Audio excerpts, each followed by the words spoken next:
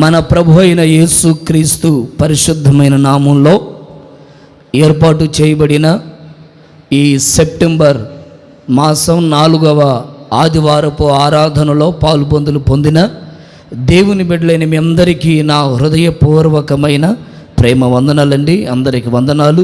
ప్రభు మిమ్మల్ని అందరినీ సియోనులో నుండి ఆశీర్వదించునుగాక.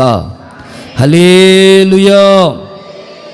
చదువుదాం బైబిల్లో నుండి యెహోషువ ప్రవచన గ్రంథం 3వ అధ్యాయం 13వ వాక్య భాగాన్ని చదవగా మనందరం ఒకసారి విందాం.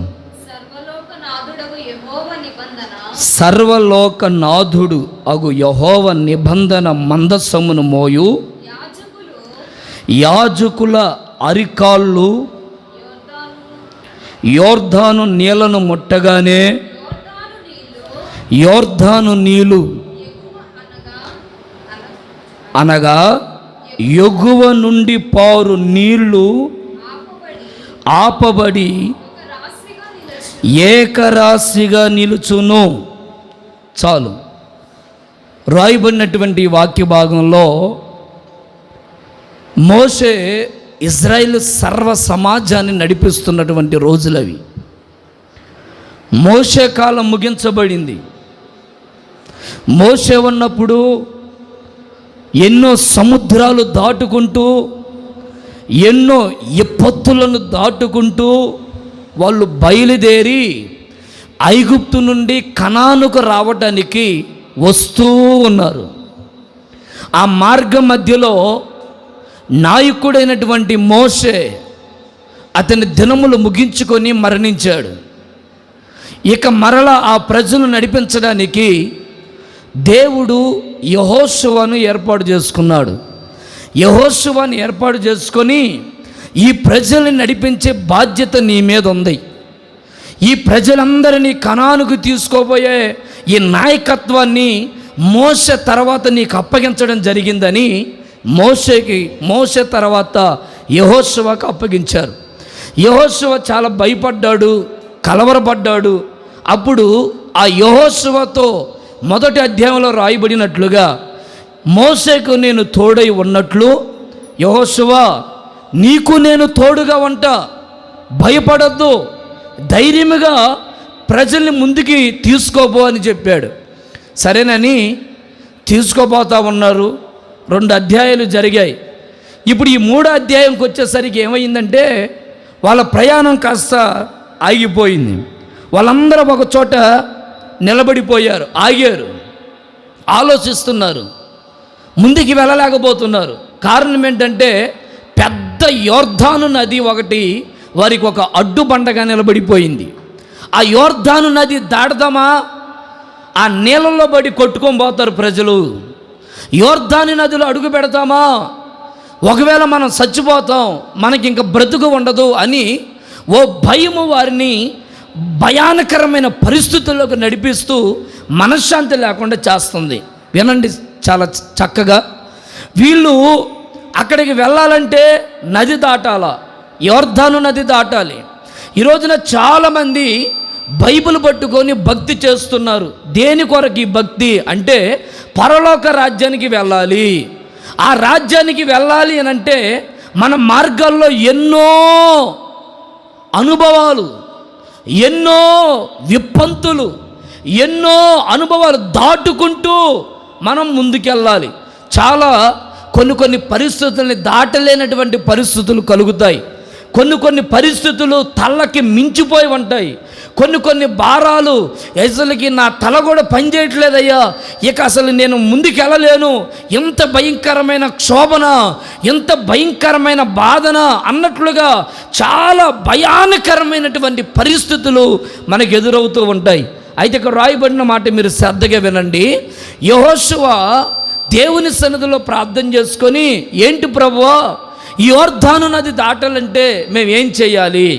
అప్పుడు యెహోషువకి దేవుడు ఒక చక్కటి ఆలోచన ఇచ్చాడు. ఏంటో తెలుసా? యెహోషువ ఈ యోర్దాను నది దాటడానికి నేను మీకు ఒక పని చెప్తాను, ఆ పని చెయ్యండి. ఏ పనయ్యా? మీ దగ్గర ఉన్నటువంటి దైవ సేవకులను, యాజకులందరినీ ముందు వరుసలోకి తీసుకురండి, వాళ్ళని ముందు పెట్టండి.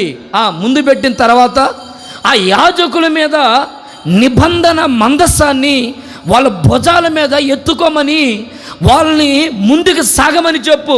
అయ్యా, వారు ఒకవేళ నిబంధన మందసాన్ని ఎత్తుకొని యోర్దాను నది దాటడానికి వారికి ధైర్యం కావాలి కదా, వారిని ముందుకి వెళ్ళమని చెప్పు.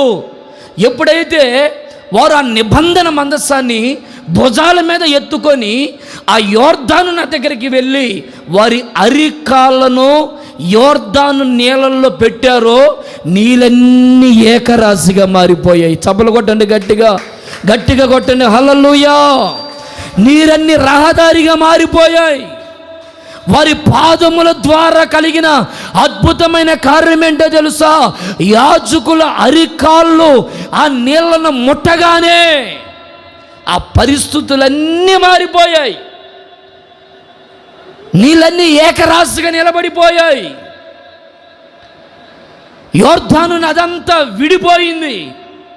దానికి కారణం ఏంటో చెప్పనా? యాజకుల అరికాళ్ళు నీళ్లను తాకాయి. ప్రియులారా, మన పాదములు ఎలాగ ఉండాలి అని దేవుడు కోరుకుంటున్నాడు తెలుసా? యాజకులు నిబంధన మందసాన్ని మొయ్యడానికి యాజకులకి దేవుడు ఆ భాగ్యాన్ని ఎందుకు ఇచ్చాడో తెలుసా? యాజకులు సమర్పణ కలిగిన అనుభవంలో ఉన్నారు. యాజకులు దేవుని చేత పిలవబడిన వాళ్ళు. యాజకులు దేవుడు కోరుకున్నటువంటి సైనికులు. యాజకులు దేవుని ద్వారా పిలవబడి దేవుడు చెప్పిన మాటలు వింటూ దేవుడు చెప్పిన ఆ మాట పూర్వకంగా నడిచే ఆ శ్రేష్టమైన సమర్పణలో ఉన్నటువంటి ఆ సేవకుల పాదాలు, అరికాళ్ళు ఎప్పుడైతే ఆ నీళ్లను తాకాయో నీళ్ళల్లో ఒక గొప్ప అద్భుతం జరిగింది. నీ జీవితంలో అద్భుతం జరగాలన్నా, నీ కుటుంబంలో అద్భుతం జరగాలన్నా, ఇజ్రాయేల్ ప్రజలందరూ సర్వ సైన్యములో యెహోషువ చెప్పిన మాట, రేపటి దినం ఒక అద్భుతాన్ని మీరు చూడబోతున్నారు, రేపటి దినం ఒక ఆశ్చర్యకార్యాన్ని మీరు చూడబోతున్నారు. ఏంటి అద్భుతం తెలుసా? యోర్దాను ఏకరాశిగా నిలబడిపోవడం. స్తోత్రం చెప్పండి. అందుకని యాజకులు నీ ముందు నడవాలి.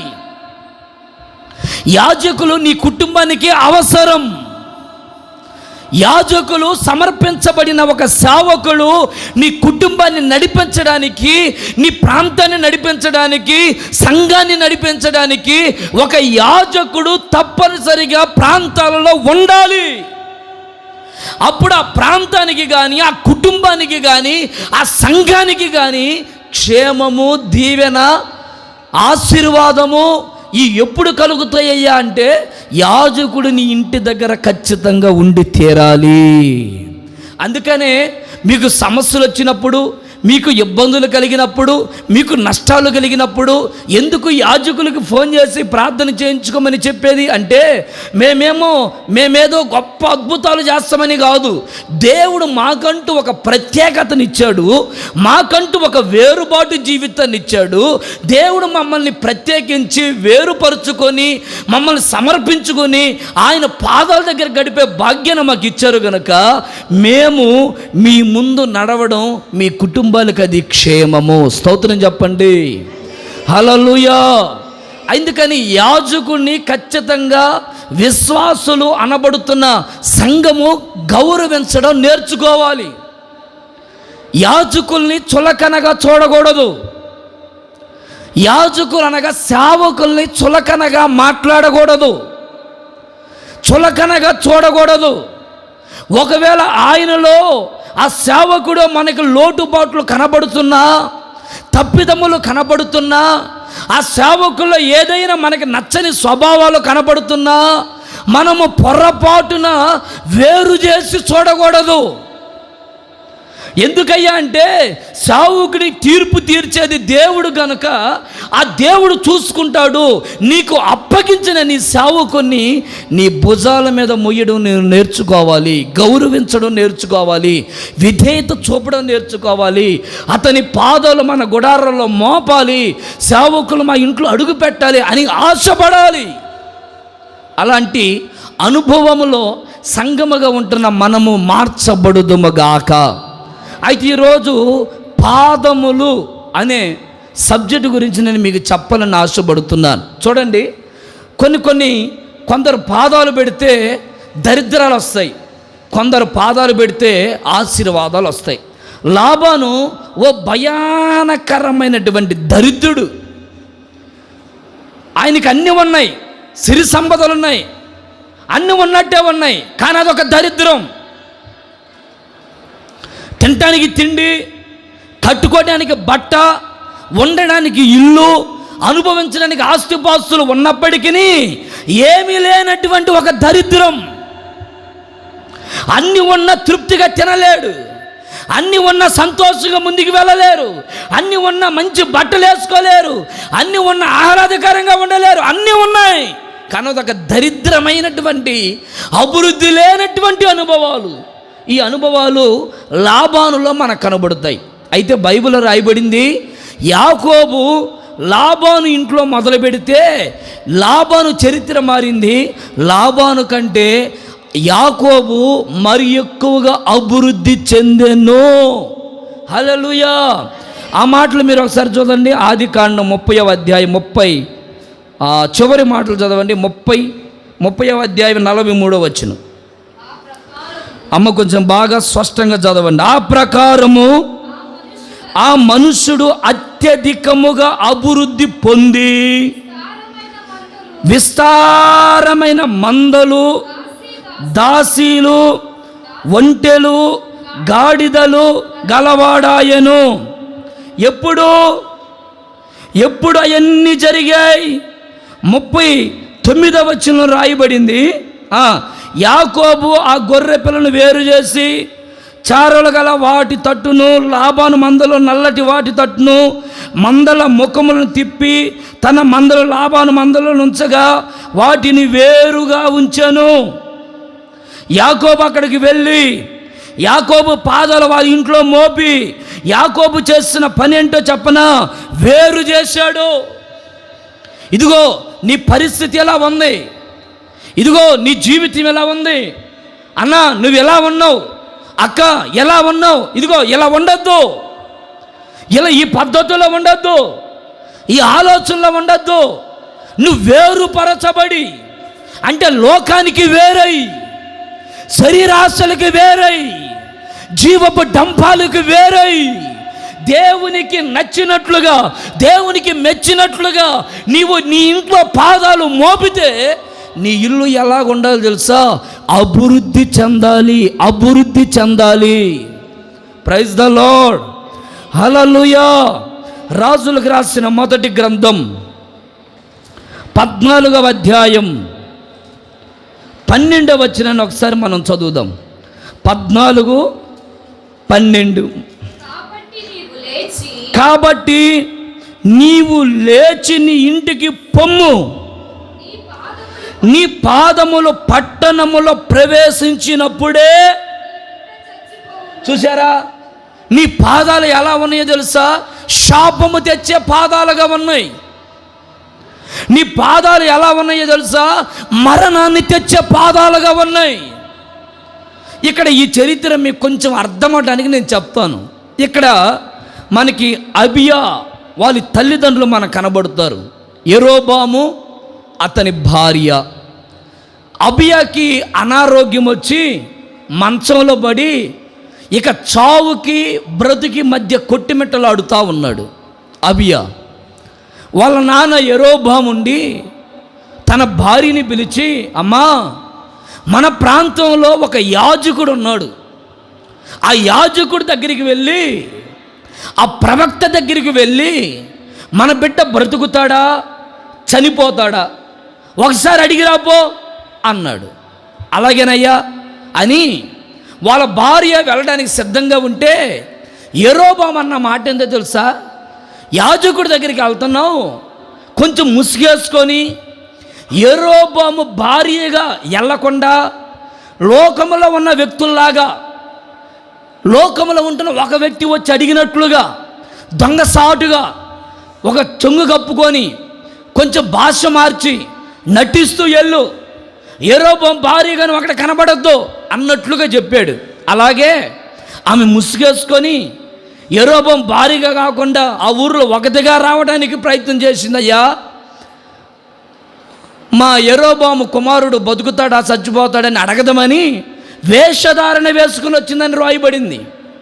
ఒక వేషం వేసుకొని వచ్చి, అక్కడ రాయబడిన మాటలు మీరు ఇంటికి పోయినాక బాగా చదవండి 14వ అధ్యాయాన్ని. వేషం వేసుకొని బయలుదేరింది, ఒక మారు వేషం బయలుదేరి వస్తుంటే వెంటనే ఆ ప్రవక్త ఇంటికి వస్తుంటే ఆ ప్రవక్తతో యేసయ్య ప్రత్యక్షమై, దైవజనుడా, నీ దగ్గరికి యరొబాము భార్య మారు వేషం వేసుకొని వస్తుంది, నువ్వు గమనించు. నేను ఏది చెప్తానో అదే మాట చెప్పు, నేను ఏది హెచ్చరిస్తానో ఆ హెచ్చరిక చెప్పు. అయ్యో, యరొబాము భార్యే, ఒకవేళ ఏమని అనుకుంటారేమో, ఒకవేళ సనుగుతారేమో. ఏంటి, నేను మందిరంలో ఒక పెద్దనైతే, నేను సంఘములో ఒక పేరున్న వ్యక్తినైతే, నాకంటూ ఒక విలువ ఉందైతే నన్ను ఇంత హెచ్చరించాలా అన్నట్లుగా ఒకవేళ అనుకున్నా పర్వాలేదు, నువ్వు మాత్రం నేను ఏ మాట చెప్తానో అదే మాట కనాకండిగా చెప్పు అన్నాడు. ఆయనకి కళ్ళు లేవు, బైబిల్లో రాయబడింది, ఆయనకి కళ్ళు కనబడట్లేదు, వృద్ధాప్యంలో ఉన్నాడు గనుక. ఇంటికి నాకు స్పష్టంగా చదవండి మీరు. కళ్ళు లేవు, కూర్చొని అన్నాడు. ఆమె చిన్నగా ముసుగేసుకొని మారు వేసుకొని ఇంట్లోకి అడుగు పెడుతుంటే ఆమె కాళ్ళకున్న గజ్జెల సౌండ్ విని వెంటనే, అమ్మా యరొబాము భార్య లోపలికి రా అమ్మా అన్నాడు. ఆశ్చర్యపోయింది. అయ్యా, నీకు కళ్ళు లేవు కదా, అదేగాక నేను మారు వేసుకున్నాను కదా. ఈరోజున చాలామంది కుటుంబాలు ఎలాగుంటున్నాయా, కుటుంబాలు ఏ విధంగా ఉండాలా అని మనము పోవట్లేదు. మన పక్కనున్న వాళ్ళతో చెప్పించుకుంటూ ఉంటాం, మన పక్కనున్న వాళ్ళతో జాతకాలు చూపించుకుంటూ ఉంటాం. మనం ఒక మారు వేషం వేసుకొని పక్కన వాళ్ళ దగ్గరికి వెళ్ళి, అమ్మ ఇలా ఉంటే ఎలా ఉంటుంది, అయ్యో ఈ పాటించాలేమో, ఈ నరాతి చేయలేమో, లేకపోతే ఇంట్లో దరిద్రం ఎందుకు వస్తుంది, ఇంట్లో చీకటి శక్తులు ఎందుకు వస్తాయి అన్నట్లుగా లోకంలో ఉన్న ఆలోచన సాంప్రదాయాన్ని లోకస్తులుగా మారిపోయి అలా నడవాలని ఆలోచన చేస్తూ ఉంటారు.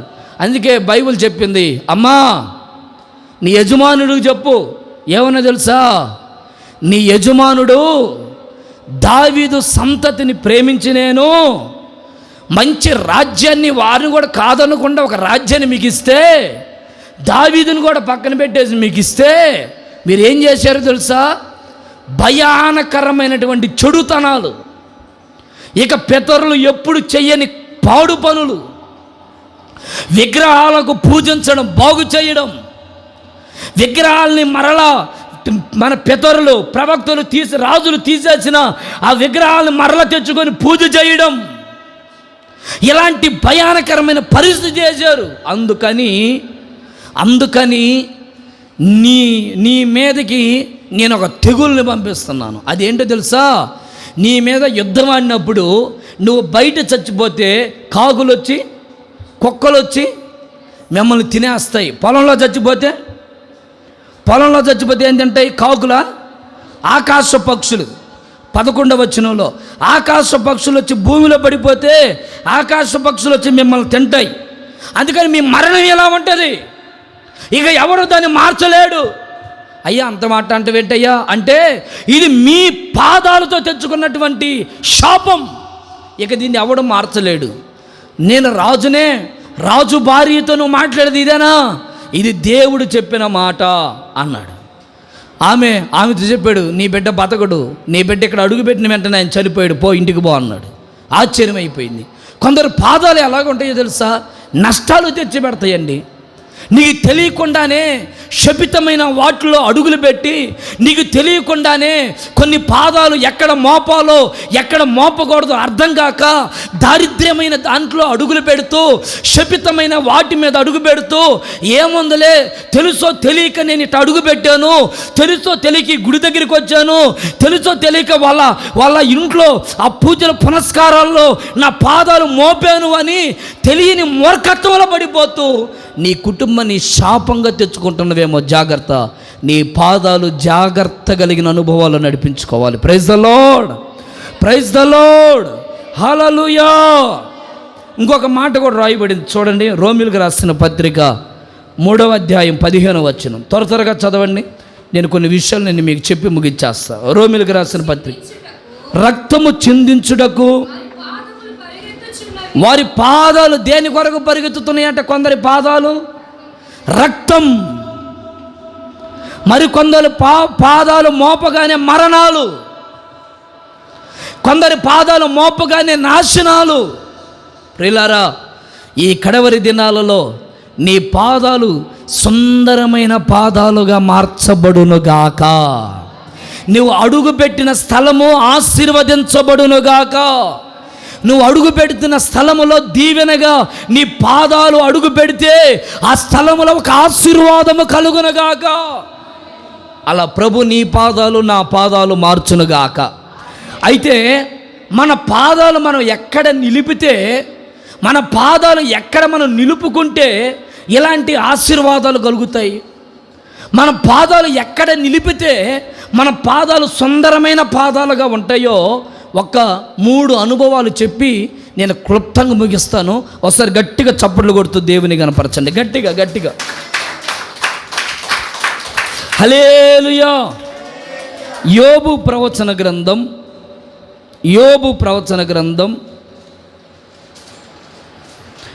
23వ అధ్యాయం 11వ వాక్యం. నా పాదములు ఆయన అడుగు జాడలు విడువక నడిచినవి, నేను ఇటు అటు తొలగక ఆయన మార్గమును నేను అనుసరించి తిని. మొదటి మాట, మన పాదములు ఆయన అడుగు జాడలలో నిలవాలి. మొదటిగా మన పాదాలు ఎక్కడ ఉండాలి? మన పాదాలు సుందరమైనవిగా, ఆశీర్వదించబడిన పాదాలుగా, శాపము శపితమైన అనుభవాలు రాకుండే ఉండే పాదాలుగా మన పాదాలు మారాలంటే మన పాదాలు ఎక్కడ పడితే అక్కడ నడవకూడదు. ఏ కొంపలో పడితే ఆ కొంపలో మన పాదాలు నడవకూడదు. ఏ ఊర్లో పడితే ఆ ఊర్లో మన పాదాలు నడవకూడదు. ఏ అడుగు పడితే అడుగులో మన పాదాలు ఉండకూడదు. మన పాదములు ఆయన అడుగు జాడలలో నడవాలి. స్తోత్రం చెప్పండి గట్టిగా, హల్లెలూయా. యోబు అంటాడు, నేను క్రీస్తుతో కూడా నడుస్తున్నాను. నా పాదాలు ఎక్కడున్నాయో తెలుసా? నా ప్రభు ఎలా నడుస్తున్నాడో ఆయనను అనుసరించి నడుస్తున్నాను నేను. ఈ రోజున నువ్వు ఎవరిని అనుసరించి నడుస్తున్నావు? ఈ రోజున నువ్వు ఎవరిని అనుసరించి, లేకపోతే ఎవరిని నీ ముందు ఒక దిక్కు చూచిగా పెట్టుకొని నువ్వు నడుస్తున్నావు? ఈ రోజున అనేక మందిని ఒక సూచనగా పెట్టుకోను, ఫలానా వ్యక్తిని సూచనగా పెట్టుకోను, అతని దుర్మార్గపు కార్యాలు ఎవరో చూడట్లేదు కదా అన్నట్లుగా వారు ఆలోచనలు నడుస్తున్నారు. అందుకే బైబిల్ చెప్తుంది, యోబు అంటాడు, నా స్నేహితులు పాపములో నడుస్తున్నారు, నా భార్య లోక ఆశల వైపు నడుస్తుంది, నేను మాత్రం ఆయన అడుగు జాడలలో నా పాదాలను నడుపుకుంటున్నాను. స్తోత్రం చెప్పండి గట్టిగా. పేతురు రాసిన మొదటి పత్రిక 2వ అధ్యాయం 21వ వచనాన్ని ఎవరైనా ఒకరు గట్టిగా చదవండి. చదవండి అమ్మా, మిగిలిన వాళ్ళు కూడా వాక్యాలు చదవండి. బెగపట్టుకొని కూర్చున్నారేంటి? మీరు తన అడుగు జాడల యందు నడుచుకొనున్నట్లు నేను మీకు ఒక మాదిరిని ఉంచిపోయాను. అపోస్తలుడైన అపోస్తలుడైన పేతురు సంఘముతో ఏం చెప్తున్నాడో తెలుసా? యేసయ్య ఈ లోకానికి వచ్చాడు, యేసు ప్రభు ఈ భూమి మీద 33.5 సంవత్సరాలు ఉన్నాడు. ఈ 33.5 సంవత్సరాలు సేవ చేశాడు. ఈ 3.5 సంవత్సరాలు ఆయన ఎలా నడిచాడో తెలుసా? మనకొక మాదిరి, మనం ఒక మాదిరిగా బ్రతకాలి. నా బిడ్డలకు ఒక మాదిరిగా బ్రతకాలి. సర్వ సమాజానికి ఒక మాదిరిగా బ్రతకాలని క్రీస్తు మన కొరకు ఒక మాదిరిని ఉంచాడు. ఇప్పుడు క్రీస్తు అనుభవాల్లో ఉంటున్న మనము క్రీస్తు అడుగు జాడలలో నడవాలి. ఈ రోజున సంఘము సహవాసము ఎవరి వైపు నడుస్తుందో తెలుసా? పాస్టర్ గారు ఏది చెబితే అలా, సంఘములు ఎవరైనా సంఘ పెద్దలు ఏదైనా చెప్తే అలా, సంఘములో ఎవరైనా ఒక విశ్వాసి ఇదిగో ఎలా నడుద్దామంటే అలా. క్రీస్తు జాడల్లో నడిచే అనుభవాలు దూరమైపోయాయి. ఎవరికి నచ్చిన అడుగు జాడలు, నీకు నచ్చినటువంటి నడవడిక, నాకు నచ్చిన నడవడిక, నీకు మెచ్చిన అడుగు జాడలు, నాకు మెచ్చిన అడుగు జాడలు, ఇవి క్రీస్తుకు మాదిరిగా లేవు. ఈ కడవరి దినాల్లో నువ్వు ఎలా నడుస్తున్నావు? నీ పాదాలు ఎటు వెళ్తున్నాయి? నువ్వు ఎటు నడుస్తావో బైబిల్లో రాయబడుతున్నటువంటి మాట ఏందో తెలుసా? ఏమండి, మన భక్తులు బైబిల్లో దావీదు పాపం చేస్తుంటే తన పిల్లలు కూడా పాపం చేయడానికి ఇష్టపడ్డారు.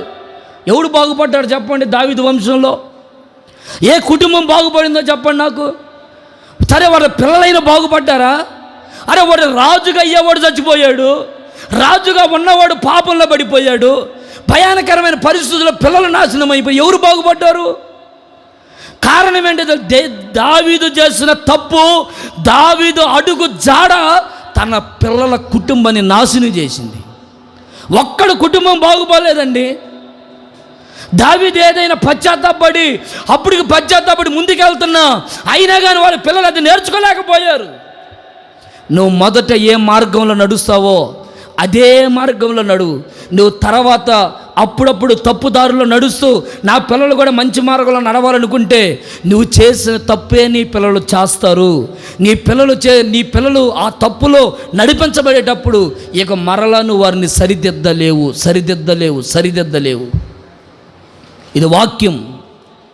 అందుకే పేతురు అంటాడు, క్రీస్తు అడుగు జాడలలోనే మనం నడుచుకొనున్నట్లు మీకు మాదిరి ఉంచిపోయాడు. ఏ మాదిరి ఉంచాడు? 23, ఆయన దూషింపబడియు బదులు ఆయన నోట ఏ కపటము, ఆయనను శ్రమ పెట్టినా బెదిరింపక న్యాయముగా తీర్పు తీర్చి దేవునికి తన్ను తాను ఆయన దూషించారు. ఆయన నోట కపటం లేదు. ఆయన్ని ఏవండి భయానకరంగా బూతులు మాట్లాడారు. అయినప్పుడు ఆయన నోరు బూతులు మాట్లాడలేదు. కొందరు పాపం చేస్తున్నారు, అయినా యేసయ్య పాపం చేయలేదు. ఎన్ని అనుభవాలు ఉన్నాయి? 4 అనుభవాలు ఉన్నాయి.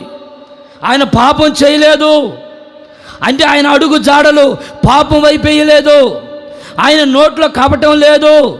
3వదిగా ఆయన దూషింపబడినా పర్వాలేదు కానీ బదులు దూషించలేదు. 4వది ఆయన శ్రమపడిన మరలా శ్రమ పెట్టలేదు.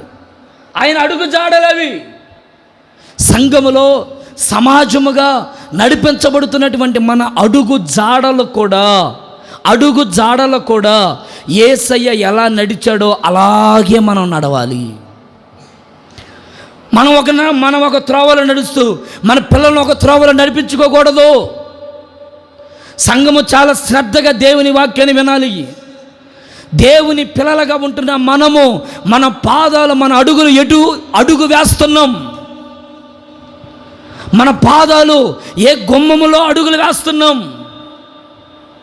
మన పాదాల ద్వారా కలిగే ఆ శాపాన్ని మానుకొని, ఆ శపితమైన అనుభూతులను మానుకొని నీతి కలిగిన న్యాయాధిపతి అయిన యేసయ్య అడుగు జాడలలో మనందరము నడిపించబడుదుముగాక.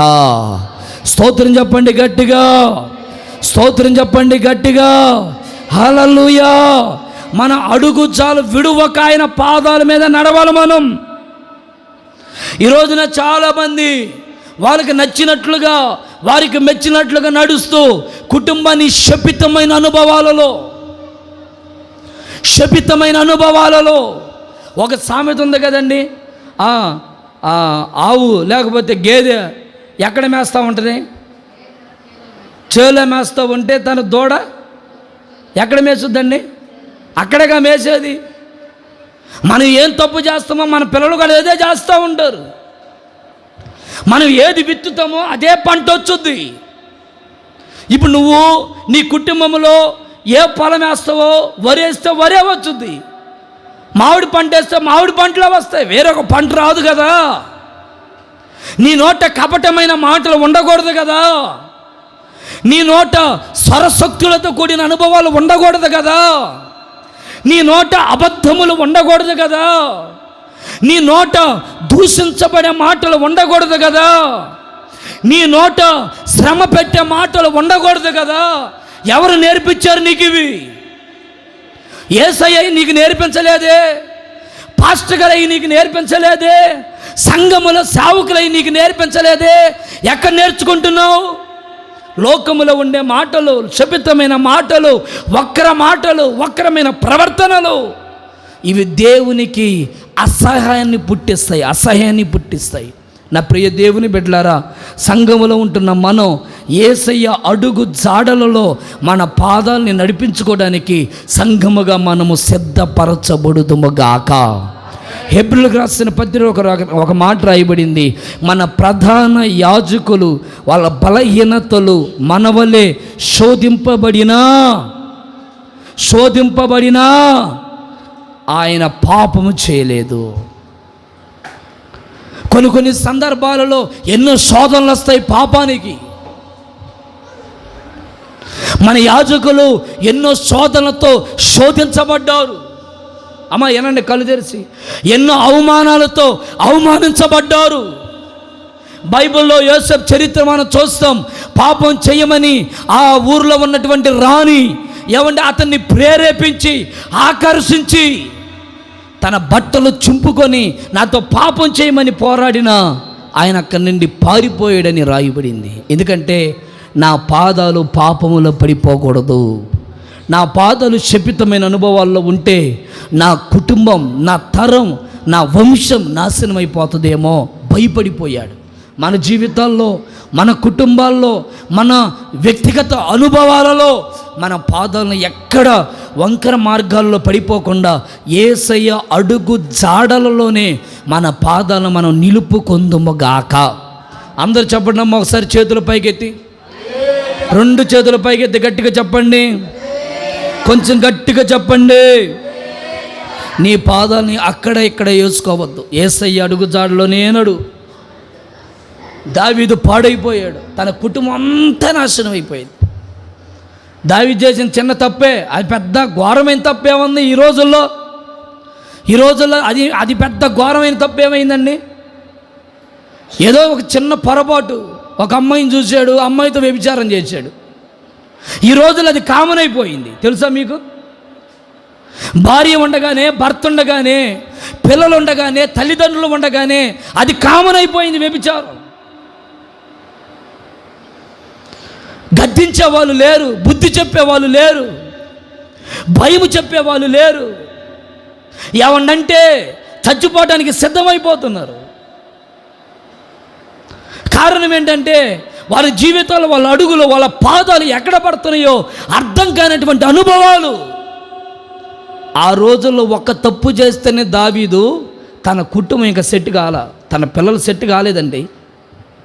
పిల్లలందరూ పాడైపోయారు. రాజుగా ఉండవలసిన తన కుమారుడు చచ్చిపోయాడు, అబ్షాలోము. రాజు అయినటువంటి సొలొమోనేమో అనేకమైన స్త్రీలు మోహించి, ఆ స్త్రీల వల్ల అతని దేహం అంతా తిప్పబడి అన్యజనుల వైపు తిరిగిపోయాడు. తన కుటుంబం, తన చరిత్ర ఇంటికి పోయినాక ఒకసారి మీరు ఆలోచన చేయండి. తన పిల్లల గురించి ఎవరైనా ఒక్కరైనా సెట్ అయ్యారా? లేదండి, ఎవరు సెట్ కాలేదు. నీ కుటుంబంలో నువ్వు చేసే తప్పు నీ కుటుంబానికి శాపంగా తెచ్చుకో మాకు. నీ సుఖభోగాల కొరకు నీ కుటుంబాన్ని నాశనం చేసుకో మాకు. నీ సుఖము కొరకు దావీదు బాగుపడ్డాడు, చచ్చిపోయేదాకా బాగానే ఉన్నాడు, కానీ తన కుటుంబం అంతా పాడైపోయింది. ఒకవేళ నువ్వు అనుకోవచ్చు, నేను పాపం చేస్తున్నాను, అబ్బా నాకేమీ లే, నేను సుఖంగా ఉన్నాను, సౌఖ్యముగా ఉన్నాను, తింటున్నాను, మంచి బట్టలు వేసుకుంటున్నాను, మంచిగానే ఉంటున్నాను, మంచి ఏది కావాలంటే అది నాకు వస్తుంది, ఇది కదా ఆశీర్వాదం నువ్వు అనుకోవచ్చు. కానీ నీ తరం, నీ పిల్లలు, నీ భార్య, నీ తల్లిదండ్రులు వాళ్ళ దిక్కులేనటువంటి పరిస్థితులు అయిపోతారని జాగ్రత్త పడి భక్తి చేయాలి.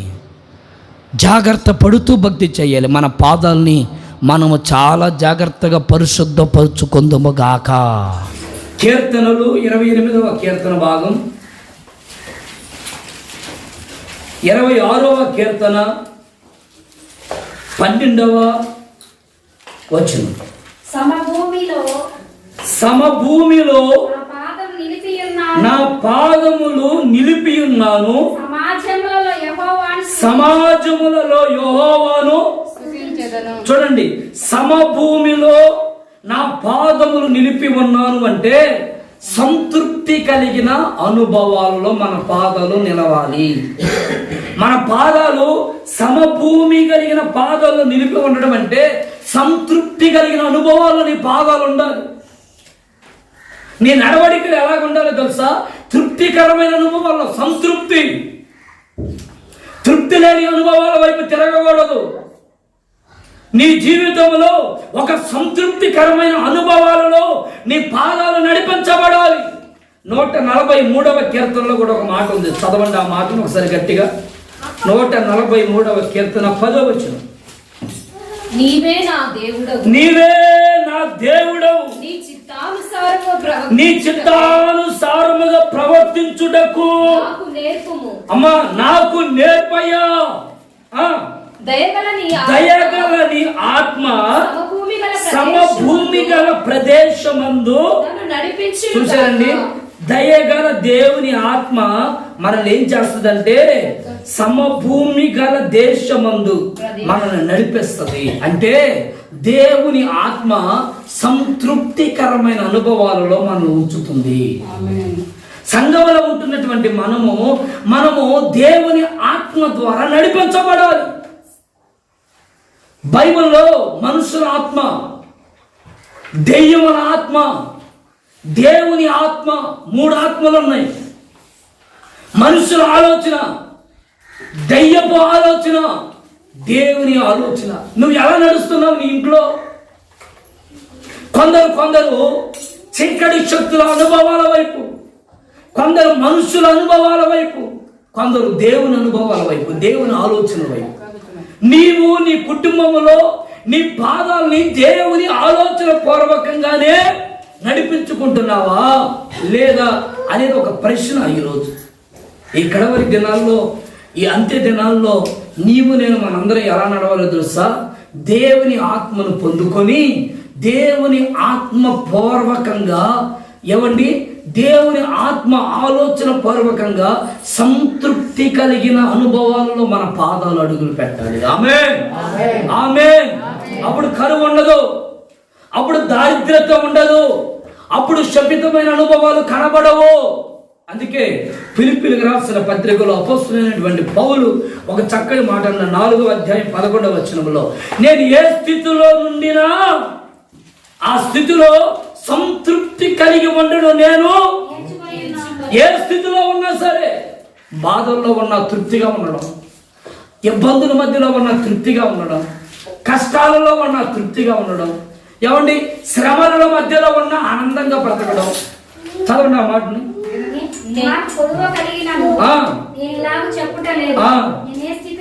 నేను ఏ స్థితిలో ఉన్నానో ఆ స్థితిలో సంతృప్తి కలిగి ఉన్నాను.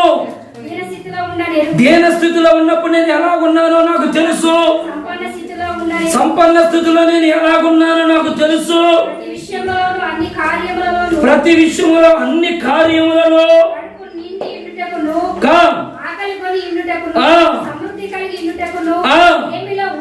లేమిలో ఉండుటకు నేను నేర్చుకున్నాను. అంటే నువ్వు దేవుని ఆత్మను పొందిన వ్యక్తివైతే, పరిశుద్ధాత్మ అనుభవాల్లో నింపబడుతున్న వ్యక్తివైతే, బాధ కలిగిన, ఇబ్బంది కలిగిన, కన్నీళ్లు కలిగిన, కష్టాలు కలిగిన నువ్వు దేవుని విడవకుండా ఆయన స్తుతించడం నేర్చుకుంటావు.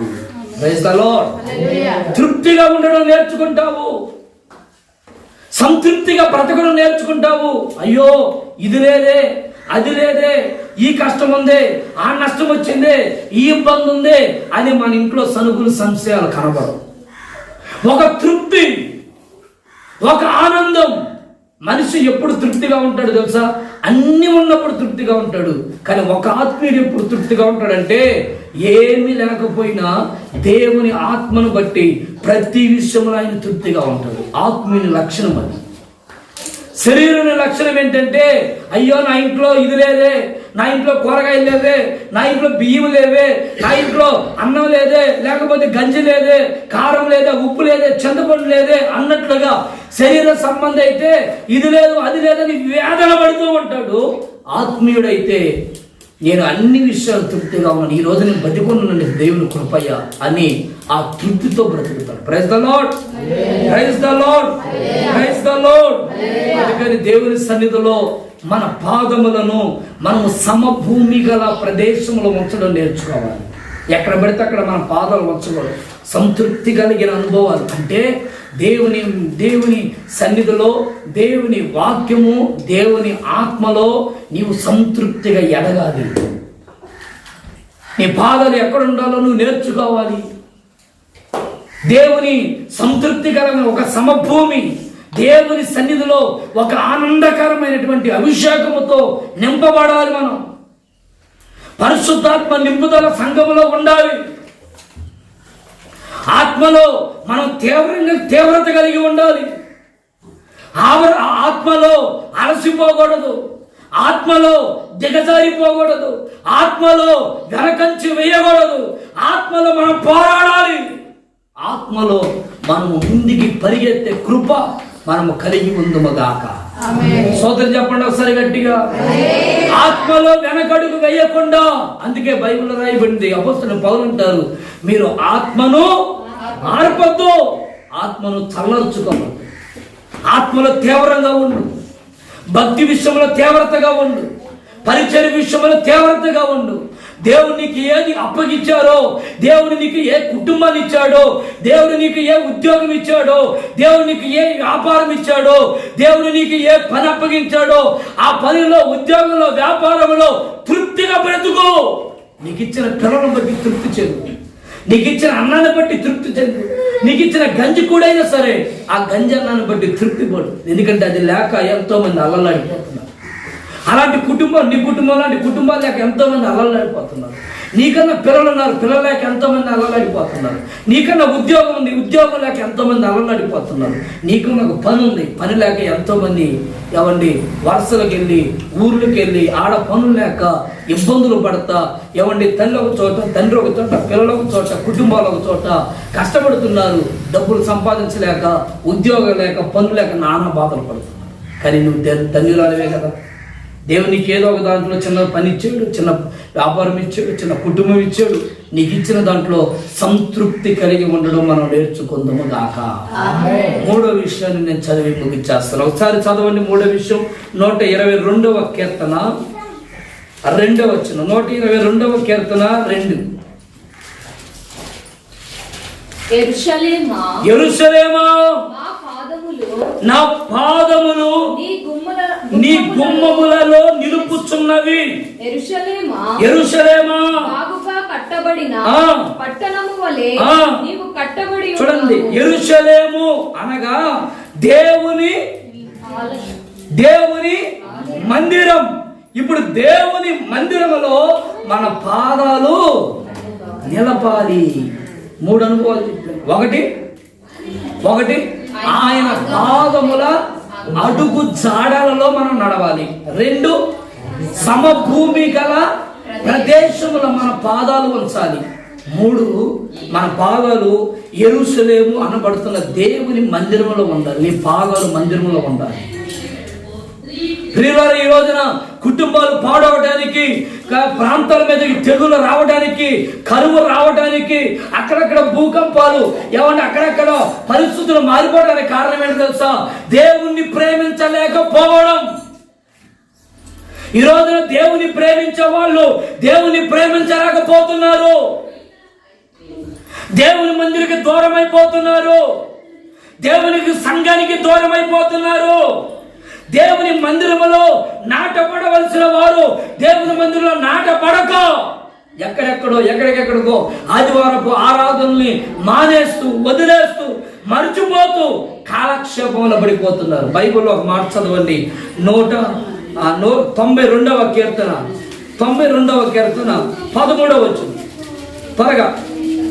92:13 యెహోవా మందిరములో నాటబడిన వారై వారు మన దేవుని ఆలయములో ఎలా ఉంటారట?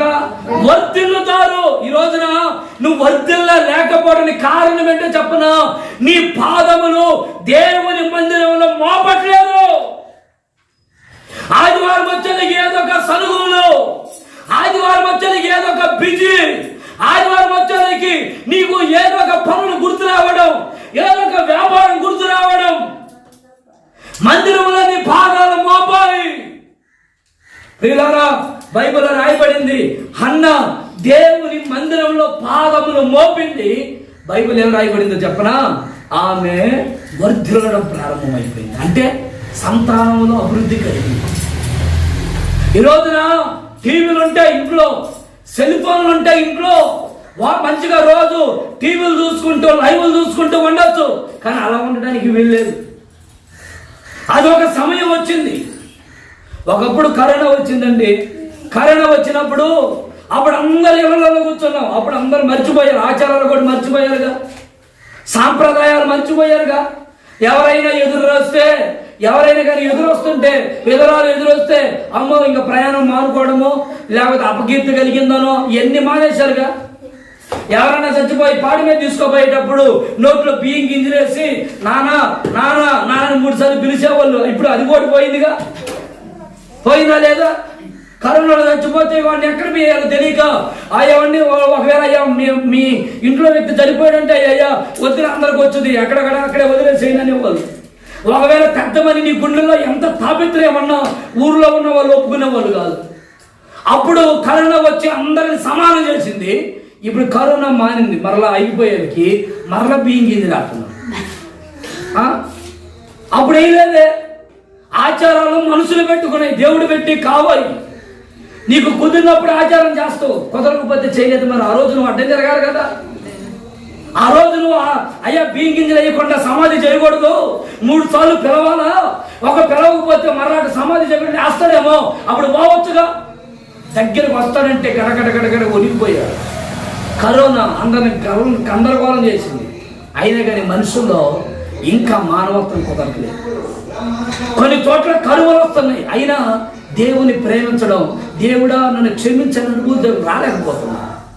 కొన్ని నష్టాలు కలుగుతున్నాయి, అయినా అయ్యో ఈ నష్టం నా వల్ల కలిగిందా, అయ్యో నేను దేవుని మందిరానికి దూరం అయిపోతున్నానే, అమ్మో దేవుని భక్తికి దూరం అయిపోతున్నానే అని తెలిసినప్పటికీ కూడా మందిరానికి రాలేకపోతున్నాను. తెలిసిన వాళ్ళు దేవుని మందిరంలో మన పాదాలు ప్రతి వారం నిలపాలి. Praise the lord. నీ పాదాలు ఆదివారం ఎక్కడ నిలపాలి? దేవుని మందిరంలో నిలపాలి. నీవు ఎక్కడెక్కడో ఉండకూడదు. నా పాదములు ఎక్కడెక్కడో నేను ఇరుక్కోకూడదు అన్న దేవుని మందిరంలో పాదాలు నిలిపింది. అప్పుడు ఏం కలిగిందట? ఏం కలిగింది చెప్పండి అండి? సంతానం కలిగింది. ఒకసారి ఒక మంచి సంతోషంగా అందరూ గంతులేస్తా ఉన్నారు. రాజును అభిషేకించిన సందడిలో పాటలు పాడుతూ, స్తుతిస్తూ, డాన్సులు వేస్తూ, నాట్యం ఆడుతూ అందరూ ఆనందంగా ఉన్నారు. అక్కడ ఒక అమ్మాయి పరిగెత్తుకుంటా వచ్చి వాళ్ళ అవమానపరచాలన్న ఉద్దేశంతో పరిశుద్ధమైన స్థలం దగ్గరికి వచ్చి బట్టలు చుప్పుకొని నాకు దాహం వేస్తుంది అని కేకలేసింది. వెంటనే ఆమె పాదాలు ఎక్కడ నిలిపిందో తెలుసా? దాహం అడిగినందుకు బాధ కలగల, బట్టలు చుప్పుకున్నందుకు బాధ కలగల. ఆమె అడుగు పెట్టిన స్థలం ఉందే, ఆ పరిశుద్ధమైన స్థలాన్ని అపవిత్రం చేసిందని అతల్య అని ఆ స్త్రీని రాజు ఏం చెప్పాడు తెలుసా? అమ్మాయిని చంపేయండి, ఆ స్త్రీని చంపేయండి. అయితే ఇది మందిరం, ఇది పరిశుద్ధమైన మందిరం, ఇక్కడ ఎలాంటి నరాత్యాలు జరగకూడదు, బయటికి తీసుకోపోయి అక్కడ చంపేసి.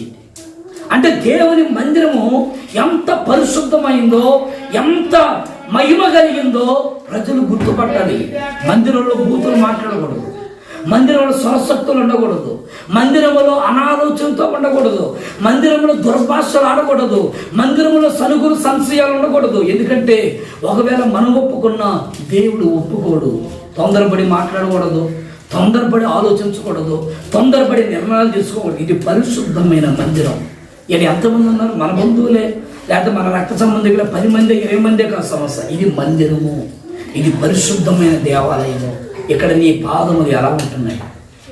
నీ పాదములు నువ్వు మోపినప్పుడు నువ్వు ఎంత పరిశుద్ధంగా ఉంటున్నావో నువ్వు పరీక్షించుకుందువు గాక. ఆ మాట నువ్వు ఇంటికి నా చరిత్ర చదువుకోవడానికి రాసుకునే రెఫరెన్స్ 2వ దినవృత్తాంతముల గ్రంథం 23వ అధ్యాయాన్ని 14వ వచనం. ఆ అధ్యాయం అంతా ఇంటికి వెళ్ళిన తర్వాత మీరు ఒకసారి చదవండి. అతని చరిత్ర రాయబడి. అపవిత్రమైన శాస్త్రాలు మందిరంలో చేయకూడదు, అపవిత్రమైన మాటలు మందిరంలో చేయకూడదు.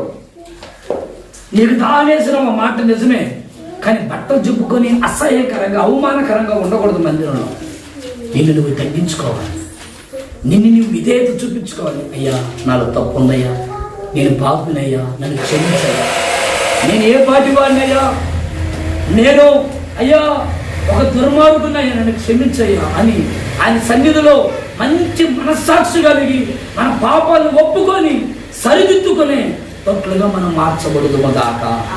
సామెత గ్రంథంలో ఒక మాట రాయిపోయింది, ఒకసారి చదవండి. 7:11 సామెతల గ్రంథం 7వ అధ్యాయం 11 వచ్చింది. చదవండి అమ్మా త్వరగా. 7:11. అది బొబ్బలు పెట్టునది, స్వేచ్ఛగా తిరుగునది, దాని పాదములు దాని ఇంట నిలువవు. ఒకప్పుడు ఇంటి ఎదుట ఒకప్పుడు సంత వీధులలో అది ఉండును. ప్రతి మన పాదములు ఇతర గుమ్మముల్లో ఉండకూడదు, అది చెప్పేమా. ఇప్పుడు నీ పాద ఏ గుమ్మంలో ఉంటున్నాయి? ఇతర గుమ్మాలంటే ఇంక దాని అర్థం ఏంటి? నీ ఇల్లు కాకుండా మళ్ళా ఇంకొక ఇల్లు. నువ్వు ఎక్కడ ఉంటున్నావు అక్కడ నీ పాదాలు ఉండాలి. నీ ఇంట్లో నువ్వు అన్నం తినాలి. ఈరోజు చాలా మంది ఎట్లుంటారు చెప్పనా? వాళ్ళు మీరు తప్పుగా అనుకోవద్దు, అంటే పల్లెటూరులో జరిగే విషయాలు చెప్తున్నా. అన్నం వేసుకొని వచ్చుకుంటామా? మన ఇంట్లో అన్నం వేసుకొని మంచిగా సరదాగా రోడ్డు అంతా తిరిగి వస్తాం. అన్నం తింటా సరదాగా, అదొక ఆనందం. అంటే అది నేను తప్పు అని అన్నాను, సరే అన్నం తినే కార్యక్రమం అది వేరే. నేను చెప్పేది ఏంటంటే పాదముల గురించి. ఏమండి ఒక దగ్గర మనం కూర్చుంటామండి. ఇప్పుడు మనం అమ్మా సరే ఎన్ని చెప్తే మరలా మీరు బాధపడతారు, లేనిపోయిన సమస్యలు వస్తాయి. హల్లెలూయా, స్తోత్రం చెప్పండి ఒకసారి గట్టిగా. హల్లెలూయా. అంటే ఇతర గుమ్మాలు, ఇక ఇతర అంటే ఇంకెతరే, అంతేనా కదా? వాళ్ళు ఎవరైనా కానీ ఇతరులు. అప్పుడు నువ్వు ఎంత జాగ్రత్తగా ఉండాలా? ఇతర అనే మాట బైబిల్లో సొలొమోను ఈ సామెతల గ్రంథాన్ని చాలా వివరంగా రాశారు. చాలా విషయాల్లో ఇతర స్త్రీలు, ఇతర పిల్లలు, లేదా ఇతరుల కుటుంబాలు, ఇతర స్త్రీలు నీ స్త్రీలు కాదు. నీ స్త్రీయే. నీ భార్యతో నువ్వే ఉండాలి, ఇతర భార్యతో ఉండకూడదు అనే మాటలు. ఇతర అంటే ఆ అనుభవాలు వస్తూ ఉంటాయి. మన పాదాలు ఇంకొక ఇంట్లో ఉండకూడదు, మన పాదాలు మన ఇంట్లోనే ఉండాలి. అంటే దేవుని మందిరంలో మన పాదాలు ఉండాలి. ఆమేన్, ఆమేన్. కొందరికి మన ఇంట్లో ఉండబుద్ధి కాదు. అసలు మన ఇంట్లో ఉన్న మా ఇంట్లో కాసేపు కాలు కుదరవే నీకో అని అంటూ ఉంటారు. గమనించండి మీరు. కాసేపు కూడా ఇంట్లో ఇంకా అటు ఇటు తిరగతా అటు ఆ ఇంటికి కాసేపు అక్కడ మళ్ళీ అవతల కాసేపు ఒక అరగంట అవుతాను కూర్చో. ఎప్పుడు నేను నాకు తెక్క ఉంది ఇంట్లో ఉంటే అన్నట్టు పట్టదు. ఇంట్లో ఉంటే అదొక తెక్క. ఇక అటు ఇటు తిరగతా ఉండాలి, అదొక ఆనందం వాళ్ళకి. ఆ తిరగడం వేరు. నేను అంటే మామూలుగా ఇంటికి వెళ్ళడం, పలకరించుకోవడం, ఇదంతా సంతోషం. ఇది వేరే విషయాలు. దైవికంగా ఉండే ఆలోచన వేరు, శారీరకంగా ఉండే ఆలోచన వేరు. శారీరకంగా మన అడుగులు పడకుండా మనం జాగ్రత్త పడుదుము గాక. ఇతరుల గుమ్మంలో మీ అడుగులు పడకూడదు యేసునామములో. ఆమేన్, ఆమేన్. అప్పుడు ఏమవుతాయి? కాళ్ళకి బొబ్బలు వస్తాయి. ఈ మధ్య ఒక ఆయన ఏదో చెప్పులు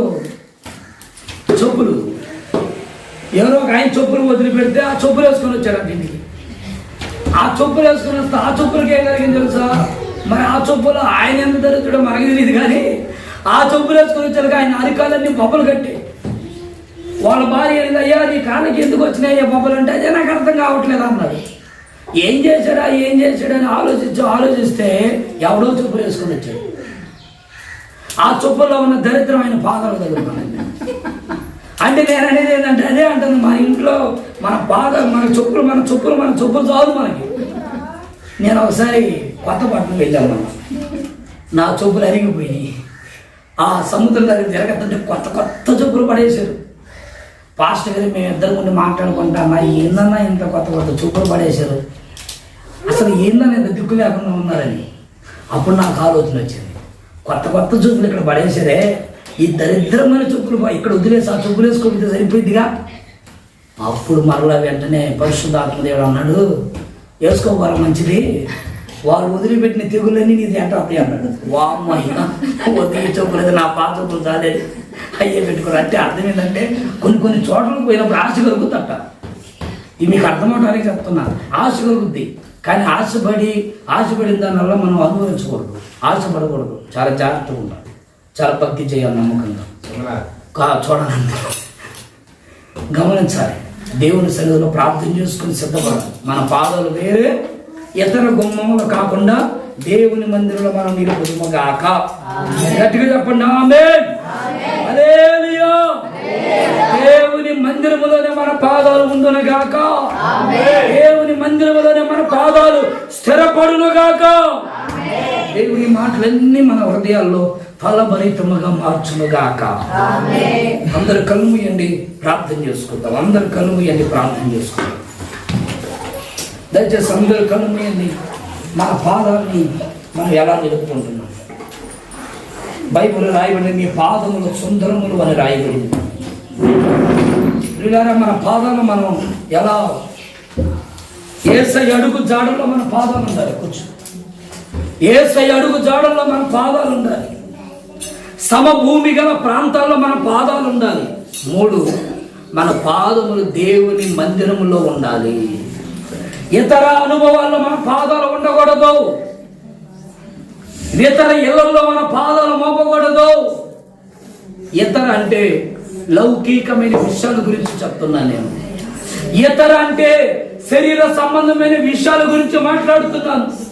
ఇతర అంటే మనది కాని దానిని మనము ప్రేమించకూడదని చెప్తున్నాను.